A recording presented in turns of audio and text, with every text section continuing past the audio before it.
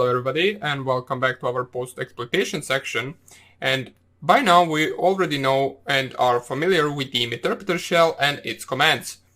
We know how we can actually deliver the shell to the target. We know how we can hack the target using the Meterpreter shell. We also know some of the basic commands that come already in the help menu of the Meterpreter shell. But what we are also interested in is showing some of the post-exploit modules that we can actually run on the target after we have already exploited them. We already saw the persistence module, which allows us to actually run the shell after the target restarts its PC without the target having to have any interaction with the payload at all. It simply just runs it because we created the registry key in the Windows registry, and therefore it will run every time the target restarts their machine. But right now we also want to check out some of the different modules. Even though there are a bunch of different modules that we can use, we are only going to cover some of them, and I will leave up to you to actually experiment with the others. First of all, I have everything set up. So show options, I have set up the actual payload, the listener. I will just run it right here. And now we are already familiar with these commands right here, which come after you specify the help menu or the help command.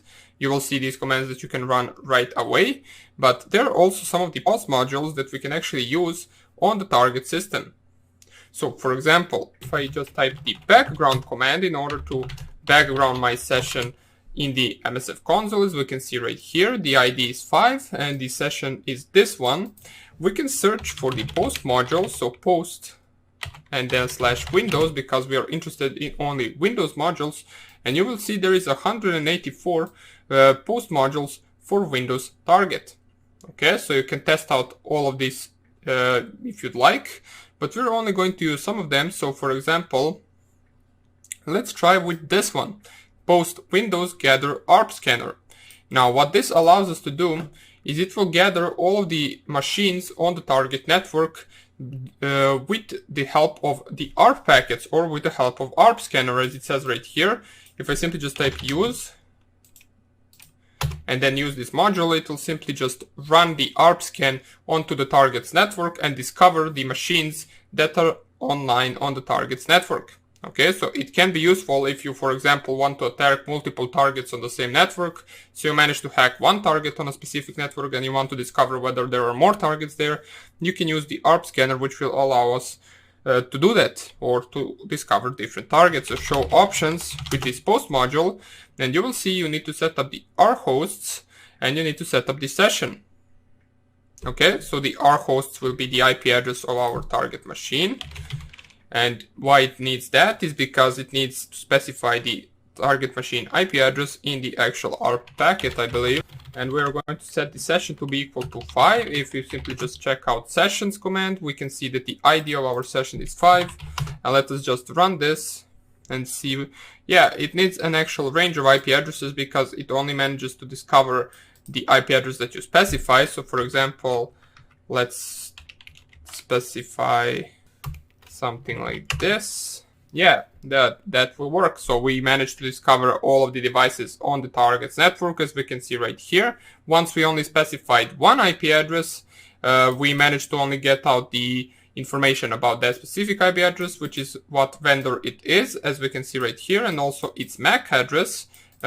We got the MAC address using the ARP protocol or ARP packets, and right here, once we actually scan the entire local network, we managed to get all of the actual devices that are currently on the target network. As we can see, we have our Windows 10 machine with its MAC address, which is our target machine.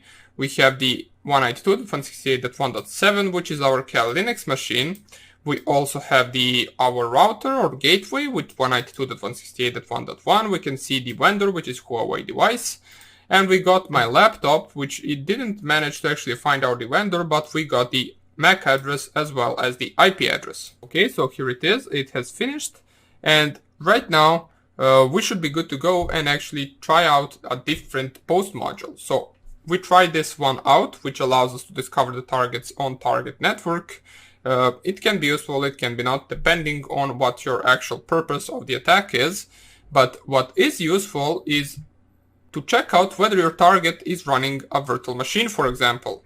Now, you might be asking, why would I care if a target is running a virtual machine or a normal machine? Well, if you're performing a real-life attack and you attack a target and you manage to actually exploit and hack that specific machine, a simple check of target's machine, whether it is a virtual machine or not, can actually tell you a lot. For example, if you are attacking some kind of a company and you manage to hack into a virtual machine, it can be some kind of a honeypot which is used to actually find the attackers and catch them. So if you're hacking a virtual machine, you might actually want to pay attention for that, because it can simply be just a honeypot. Especially if it is a lot vulnerable, it will most likely be a honeypot that is only there to catch the attackers. If I just type search post Windows once again, we should be able to find it somewhere at the beginning of the gather. Here's the check VM, so stands for checking for the virtual machine. Let me just type it right here. So we want to use this module. You simply just specify use and then the name of the module, the same way you use the exploit multi-handler. We show options. It will only ask for a session, so we will set the session to be equal to 5, and then we can run this actual specific post module. As we can see, checking if desktop is a virtual machine, it appears that the desktop is a physical machine, which is correct. But if we were to, for example, run this on our Windows 7 virtual machine, we would get an output that this actual target is a virtual machine running VirtualBox, or running Windows 7 on a VirtualBox environment. Now, there are also more actual post modules that we will take a look at in a future video, such as, for example, gathering all the wireless passwords that are stored on a specific machine. So, for example, if you manage to hack a laptop, you will be able to get all the wireless passwords that are saved on that machine that the actual target has connected to previously. You can also try to enumerate some of the passwords from the Firefox, from Internet Explorer, for Google Chrome, if you want to. So, for example, steal some type of cookies and so on and so on. Basically, your options are unlimited. You can do anything you want.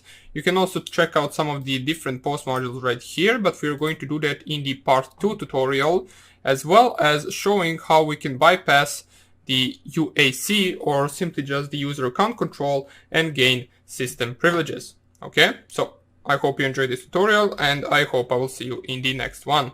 Bye!